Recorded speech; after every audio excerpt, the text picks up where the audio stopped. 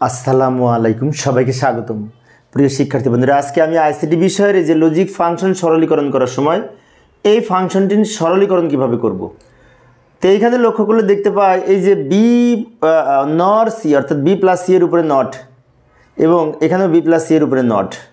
তো এই নট দুটো আমরা ভেঙে ডি মর্গানের যে প্রথম উপপাদ্য রয়েছে সেটাকে বলা হয়েছে যে এ প্লাস বি নট সমান এ নট ইন্টু বি নট, তাই না?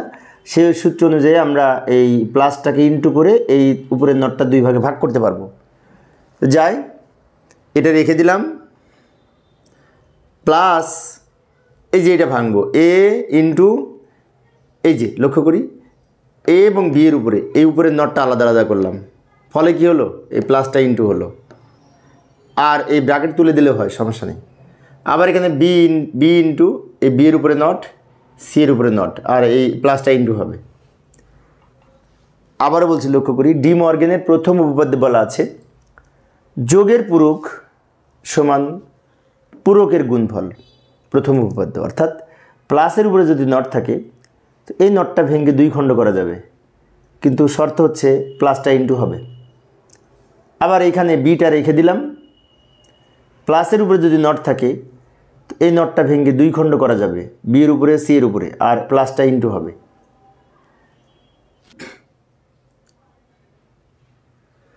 এবার পরের লাইনে আমরা একটা কাজ করতে পারি, এইখানে এ আছে, এখানেও এ আছে, এখানে বি নট আছে, এখানে এ বি নট, এখানে এ বি নট।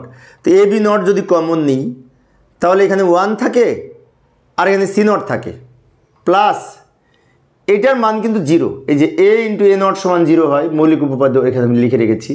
তো এই সূত্র অনুযায়ী বি ইন্টু বি নট সমান 0 হবে, তাহলে এখানে লিখতে পারি 0 ইন্টু সি নট, এটার মান 0, সি নট থেকে গেল।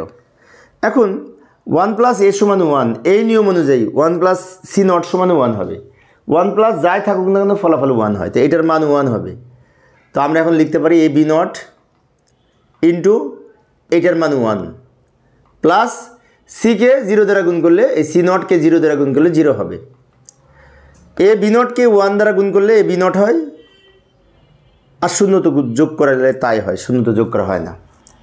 আমি আরেকবার বলছি, লক্ষ্য করি এত বড় একটা অঙ্কের সমাধান কিন্তু এ বি নট কীভাবে পেলাম। প্রথম অংশ রেখে দিলাম, এ এখানে রেখেছি, আর এই নটটাকে ভেঙে দুই খণ্ড করার কারণে প্লাসটা ইন্টু হয়েছে ডি মর্গানের প্রথম উপপাদ্য অনুযায়ী। আবার বি এখানে রেখে দিয়েছি, উপরে নটটা ভেঙে দুই খণ্ড করেছি, ফলে কি প্লাসটা ইন্টু হয়েছে।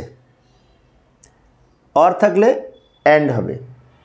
আচ্ছা, এবার পরের লাইনে এইটুকু থেকে এখানে এ বি নট আছে, এখানে এ বি নট আছে, এ বি নট কমন নিলে এখানে 1 থাকে, এখানে সি নট থাকে, প্লাস এটুকুর মান 0, সি নট।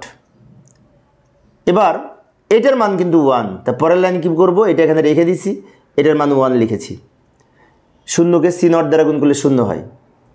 এবার এটা গুণ করলে এটা হয়, 0 না লিখলে হয় এ বি নট, উত্তর হবে এ বি নট। তো প্রিয় শিক্ষার্থী বন্ধুরা, এই ছিল আমার আজকের আলোচনার বিষয়। আমি শিক্ষার্থীদের অনুরোধে অল্প অল্প করে আলোচনা করি যাতে শিক্ষার্থীরা বোরিং ফিল না করে।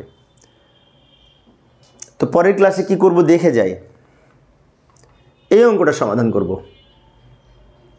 এই অঙ্কটা পরের ক্লাসে সমাধান করব, দেখার আমন্ত্রণ রইল।